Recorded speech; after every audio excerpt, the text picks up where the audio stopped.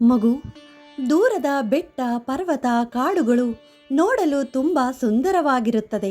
ಆದರೆ ಅದನ್ನು ನೋಡಲು ಬಯಸಿ ಅಲ್ಲಿಗೆ ಹೋಗುವುದಕ್ಕೆ ಪ್ರಯಾಣ ಶುರು ಮಾಡಿದರೆ ಮಾತ್ರ ಗೊತ್ತಾಗುವುದು ಆ ದಾರಿಯಲ್ಲಿ ಕಲ್ಲಿಷ್ಟು ಮುಳ್ಳಿಷ್ಟು ಎನ್ನುವುದು. ಹಾಗೆ ಅದರ ಜೊತೆ ಆಯಾಸದ ದಣಿವಿಷ್ಟು ಎನ್ನುವುದು ಸಹ ಆ ದಾರಿಯಲ್ಲಿ ಅರಿವಿಗೆ ಬರುತ್ತದೆ ಕಂದ. ಅದೇ ರೀತಿ ಈ ಮನುಷ್ಯನ ಜೀವನವೂ ಅಷ್ಟೇ. ಮೇಲ್ನೋಟಕ್ಕೆ ಮಾತ್ರ ಉಡುಗೆ ಊಟ ನಗುವಿನಿಂದ ಸುಂದರವಾಗಿ ಕಂಡರೂ ಅಂತರಾಳದಲ್ಲಿ ಕೊರಗುವ ನೋವು ದುಃಖ ಕಷ್ಟಗಳು ಆ ಜೀವಕ್ಕೆ ಮಾತ್ರ ತಿಳಿದಿರುತ್ತದೆ ಅಲ್ಲವೇ ಮಗು? ಇದು ಬದುಕಿನ ದಾರಿಯಲ್ಲಿ ಸಾಗುತ್ತಾ ಸಿಗುವ ಸಹಜವಾದ ರೀತಿ ನೀತಿಗಳು. ಮಗು, ಕಾಲಿಗೆ ಮುಳ್ಳು ಚುಚ್ಚಿದೆ ಎಂದು ಆ ಮುಳ್ಳಿನ ಜೊತೆಗೆ ಹೆಜ್ಜೆ ಹಾಕಲು ಸಾಧ್ಯವಿಲ್ಲ. ಅದು ಇನ್ನಷ್ಟು ನಿನಗೆ ನೋವನ್ನು ಕೊಟ್ಟು ನಿನ್ನ ನಡೆದಾಡುವ ಶಕ್ತಿಯನ್ನೇ ಕಿತ್ತುಕೊಳ್ಳುತ್ತದೆ.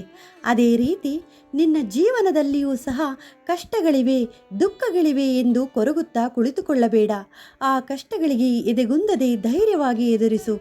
ಒಮ್ಮೆ ನಡೆದಾಡಲೇಬೇಕು ಎಂದು ಧೈರ್ಯದಿಂದ ಕಾಲಿನಿಂದ ಮುಳ್ಳನ್ನು ಕಿತ್ತೆಸೆಯುವಂತೆ ನಿನ್ನ ಜೀವನದಲ್ಲಿಯೂ ಸಹ ಎದುರಾಗುವ ಸಮಸ್ಯೆಗಳನ್ನು ಆತ್ಮವಿಶ್ವಾಸದಿಂದ ಆತ್ಮಧೈರ್ಯದಿಂದ ಎದುರಿಸಿ ಪರಿಹರಿಸಿಕೊ.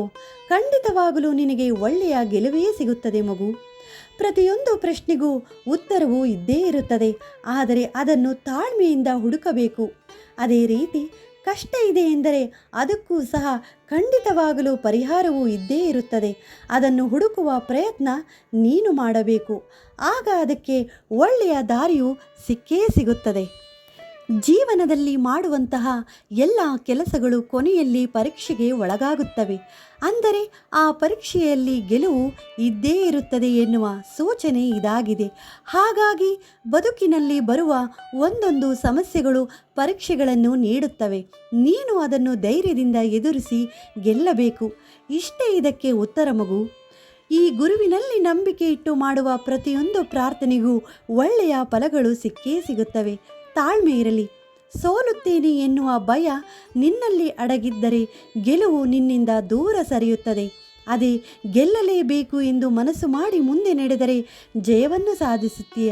ಇದೆಲ್ಲ ಬದುಕಿನಲ್ಲಿ ಬರುವ ಸೋಲು ಗೆಲುವಿನ ಆಟಗಳು ಮಗು. ಈ ಜೀವನವೆಂಬ ಆಟದಲ್ಲಿ ನೀನು ಭಾಗಿಯಾಗಿ ಆಡಲೇಬೇಕು.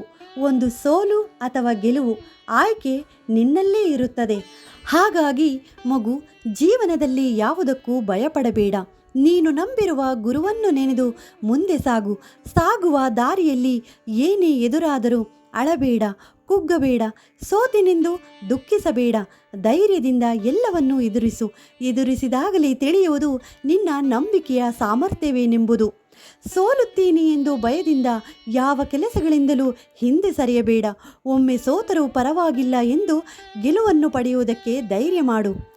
ಕಳೆದು ಹೋದ ದಿನಗಳು ಎಂದಿಗೂ ಮರಳಿ ಬರುವುದಿಲ್ಲ. ಅದರ ಬದಲಾಗಿ ನಿನ್ನ ಜೀವನದಲ್ಲಿ ಮುಂದೆ ಬರುವ ದಿನಗಳನ್ನು ಸಂತೋಷದಿಂದ ಒಳ್ಳೆಯ ಕೆಲಸಗಳನ್ನು ಮಾಡುತ್ತಾ ಮುಂದೆ ಸಾಗು. ಮತ್ತೆ ಮುಂದಿನ ಬದುಕಿನ ದಾರಿಯಲ್ಲಿಯೂ ಸಹ ದುಃಖವೇ ಬರುತ್ತದೆ ಎಂದು ನಕಾರಾತ್ಮಕ ಯೋಚನೆಯನ್ನು ಮಾಡಬೇಡ. ನೀನು ಜೀವನದಲ್ಲಿ ಏನನ್ನು ಆಲೋಚಿಸಿ ಮುಂದೆ ನಡೆಯುತ್ತೀಯೋ ಅದೇ ಆಗುವುದು.